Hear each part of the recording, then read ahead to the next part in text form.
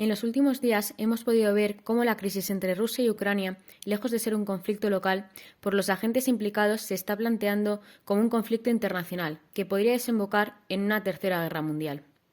Curiosamente, algo que Robert Schuman y Jean Monnet, padres fundadores de la Unión Europea, quisieron evitar después de haber sufrido las dos guerras mundiales, que destrozaron y dividieron todo el territorio europeo. Ahora hablamos de las diferencias entre los ucranianos y los rusos, pero antes se hablaban de las diferencias irreconciliables entre los alemanes y los franceses. Tanto Jean Monnet como Robert Schuman creen en que la única manera de evitar un conflicto tan destructivo como las dos guerras mundiales era, en primer lugar, crear unos lazos económicos fuertes que llevaran a su vez a una política común. Así se estableció la Comunidad Europea del Carbono y el Acero, más tarde la Comunidad Económica Europea, hasta llegar finalmente a la Unión Europea. Actualmente, y a pesar de que la Unión Europea ha dado muchos frutos y bienestar a los países integrantes, tenemos dos carencias que limitan el crecimiento europeo y el posicionamiento de la Unión Europea como una gran potencia geopolítica. En primer lugar, la carencia defensiva. No tenemos ejército común propio.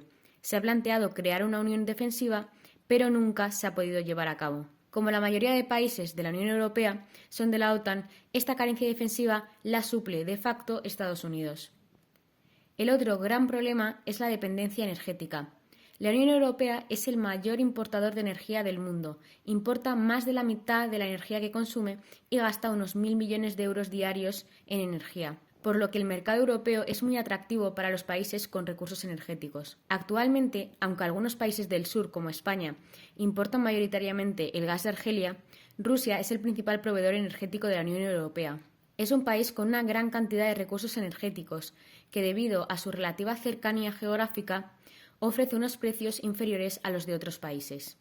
La realidad que subyace en este conflicto es la lucha de Estados Unidos y Rusia por conseguir el mercado europeo del gas. En la actualidad, el que Rusia fuese el principal proveedor de energía de la Unión Europea estaba creando unos fuertes lazos económicos, incrementados por las importantes inversiones en las infraestructuras que nos conectaban, por ejemplo, el Nord Stream o el South Stream. Para los analistas americanos, este acercamiento ha generado miedo. Fueron los lazos económicos de la Comunidad Europea del Carbono y del Acero los que llevaron a la integración política de la actual Unión Europea. ¿Qué impediría, en un futuro quizás no muy lejano, que una Rusia que cumpliese los criterios de convergencia pudiese pedir el ingreso en la Unión Europea? Ese escenario no era nada deseable para Washington, porque supondría, en primer lugar, una Unión Europea autosuficiente y sin carencias. El europeísmo siempre ha estado abierto a nuevos estados que deseen formar parte del proyecto integrador que es la Unión Europea. Todo esto provocaría una disminución del peso geopolítico de Estados Unidos y de su influencia en Europa. Realmente sí existe un conflicto entre Rusia y Ucrania, pero internacionalizarlo, hacer declaraciones intimidatorias como las que ha hecho el presidente de los Estados Unidos, movilizar a los miembros de la OTAN, exigir que la Unión Europea tome sanciones o que corte relaciones económicas con una de las partes, pero promover que financie con dinero la compra de armas de la otra, no colabora a la resolución por una vía estrictamente diplomática y pacífica del mismo. Estados Unidos tiene demasiados intereses económicos en juego y muchas ganancias en perspectiva a costa de la economía europea. Se repite la historia. De nuevo Europa, en especial Ucrania y Rusia, será la que quede desgarrada por la miseria y la destrucción de una guerra, no Estados Unidos. En una guerra todas las partes pierden.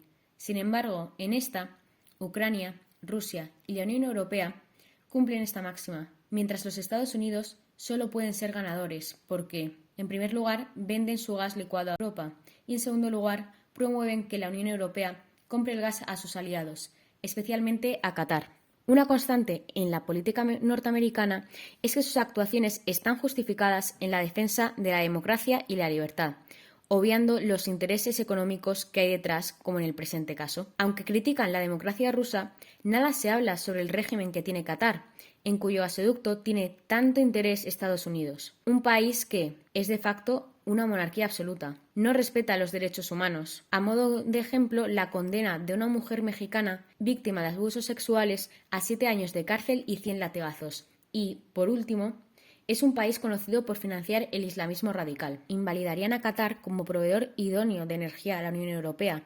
No obstante, la participación económica de Estados Unidos en dicho gasoducto le convierte en un sustituto ideal de Rusia, a pesar de que el gas va a ser mucho más caro y está pendiente de finalizarse parte de las infraestructuras, lo que también repercutirá en el coste final. Recordemos que la causa principal de la guerra de Siria fue la negativa del gobierno sirio a que pasase este gasoducto americano-catarí por su territorio. A los muertos de esa guerra habrá que sumar los que se produzcan en la guerra de Ucrania. Todo por conseguir el mercado europeo del gas, debilitar a Rusia, cuyo 60% del Producto Interior Bruto proviene de la exportación de hidrocarburos, y romper los lazos entre la Unión Europea y este país. La economía rusa se repondrá, vendiendo su gas al gigante asiático, China, que fue en 2021 el mayor importador de gas licuado del mundo. Sin embargo, la Europa maltrecha por la pandemia va a sufrir, además, la carencia energética, la inflación y la subida de precios que provocará una recesión económica. La mayoría de los europeos no quiere la guerra y la solución para estos conflictos es más Europa. Si Rusia y sus vecinos hubieran empezado con una unión aduanera al estilo del Benelux, jamás se hubiera llegado a este tipo de conflictos y Europa siempre ganaría con una relación fluida que pudiese estrecharse con el tiempo sin injerencias externas. En el próximo vídeo analizaremos cómo afectan las sanciones impuestas a Rusia respectivamente a las economías de la Unión Europea y a la economía americana.